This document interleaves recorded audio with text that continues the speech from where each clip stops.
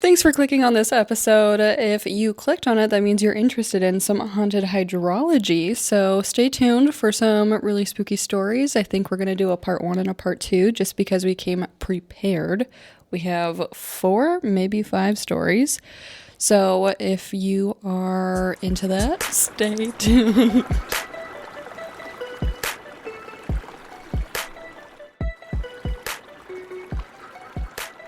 Hi everyone, thanks for tuning in to another episode of Around the Water Cooler with any DNR. Today it's me, Devin, and Alexa, hi. And today we have Jamie Renke and Sam Capps from Water Planning and Floodplain, not in that order, tuning in today to listen to our haunted hydrology stories. So I guess I'll just get started with mine. I have a few. They're pretty short, and I got them off of the USGS website. They have a spooky science article, so awesome. And I did some other research, so I I added to the story.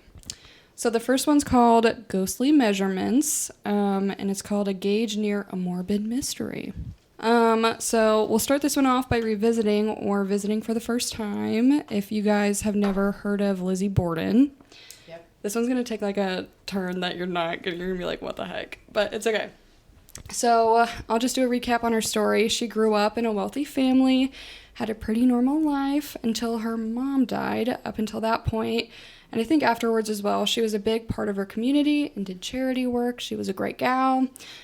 3 years later, after her mom died, her father, Andrew Borden, remarried a woman named Abby. It's said that Lizzie and her sister Emma had issues with their parents over financial issues. On August 4th, 1892, her father and stepmother were violently murdered.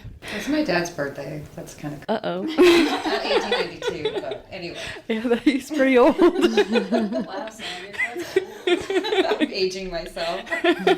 Although Lizzie was acquitted of the murder in June 1893, the killer's identity is still unknown for sure. But it's said that, like 3 days before she was buying poison, so you guys can kind of... That's normal. I mean, it seems like back in the day, everybody just bought poison all the time. So. Yeah. Like dynamite, you're just like, hey, can I get some arsenic and some dynamite and arsenic and dynamite? Yeah. Well, wasn't there like poison in like makeup and just like every day? So yes, maybe it's not that uncommon, but I mean, if you're buying a vial of it, what are you doing? There's some ropes, a hatchet, some blood. Just the typical Home Depot. I was gonna clean my axe later tonight. What do you think removes blood? Yeah, the killer's identity is still unknown. And what does this all have to do with haunted hydrology, you might ask? Well, the Lizzie Borden house in Fall River, Massachusetts sits a few blocks away from a USGS rain gauge, which monitors... A rain gauge? A rain gauge! Which monitors... I'm so sorry. It's so silly. We have no idea what's going on. Now we're like, what's funny about a rain gauge? It's a couple blocks away. That's the whole reason why I'm telling that story. That's hydrology. This is thanks to the USGS's website. So just bear with me. The things that rain gauge has seen. Yeah. Some ghostly murder. Maybe it was a witness to what happened in the Borden household. Exactly. I wonder if that gauge was there in the 1800s. Probably no. It could be. There are some older ones, aren't there? That's true. East Coast, they would have been there before here. And we have strain gauges that are, older than that. Huh. Okay. I was joking when I said that, but I guess it's totally possible. Shout out to Massachusetts, maybe, for having a historical haunted rain gauge. But for those of you who don't know what a rain gauge is, it monitors how much rain falls on or near that spooky house. So the gauge is a part of the USGS New England Water Science Center's network of water monitoring throughout the region. So if you're curious about how much rain falls on a haunted house, the scientists are already on it.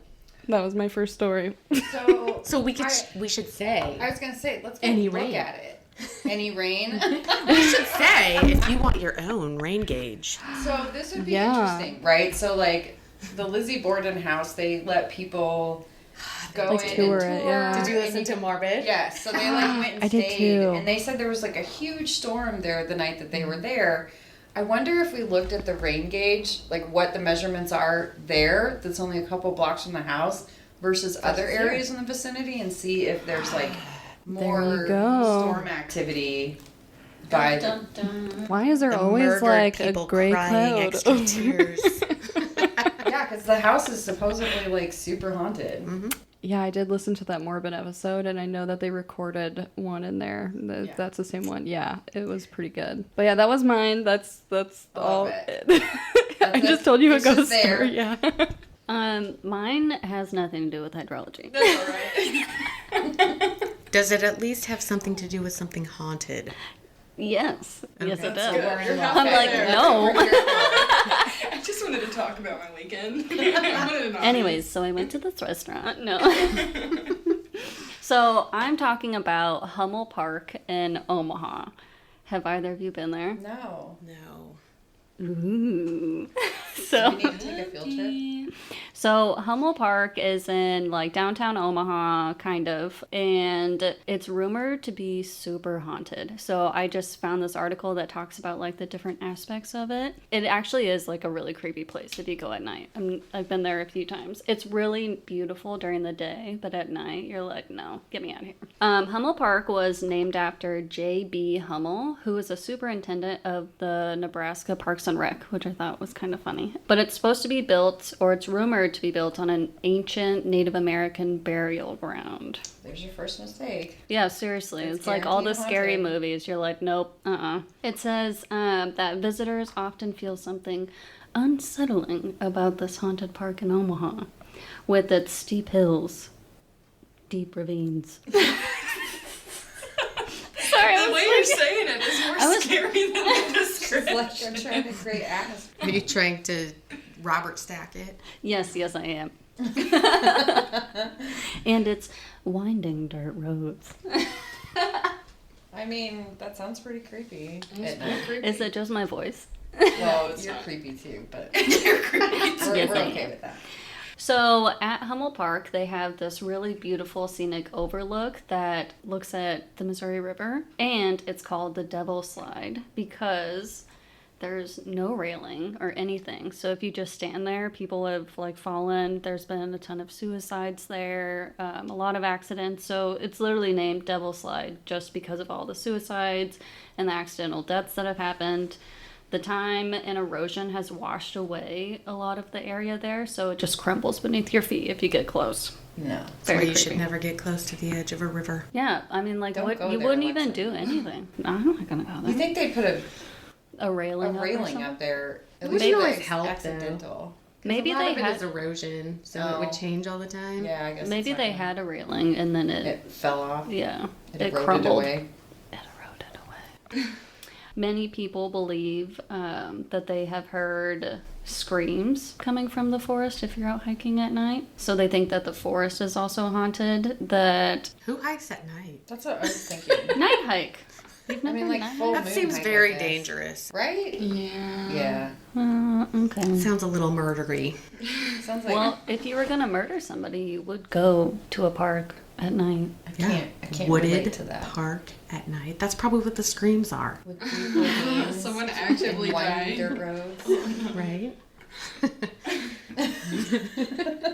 Okay, there's a few more things. It's all terrible. So we're I like, know. There's also an abandoned shelter that's believed to be a bastion of biblical hearsay. There also is spray painted markings and inverted pentagrams, along with unusual amounts of dead animal carcasses, suggesting that Hummel Park could be a center for satanic rituals and cults. Panic. Dun, dun, dun. But the creepiest thing about Hummel Park is the staircase. It's also known as the morphing stairs.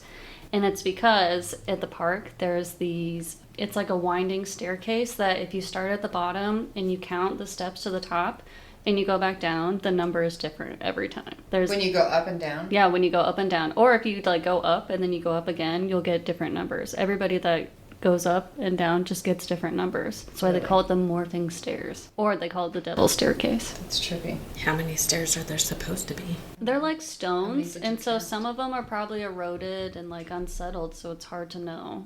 That's probably like We're going to be talking about rocks a lot. Scientist in me is like, okay, let's go out and Let's start counting. do an experiment. let's do it. Let's do it. Let's take a field trip. And that's Hummel Park. I'll so do dusk. I'm not going to be there at night. Let's am go gonna at feel 3 in about the these morning. things. We're Let's not going do to. No, it. 3 in the morning? What? You're trying to open up a portal to Right? Like, I'm not here for that. something. No. I am out.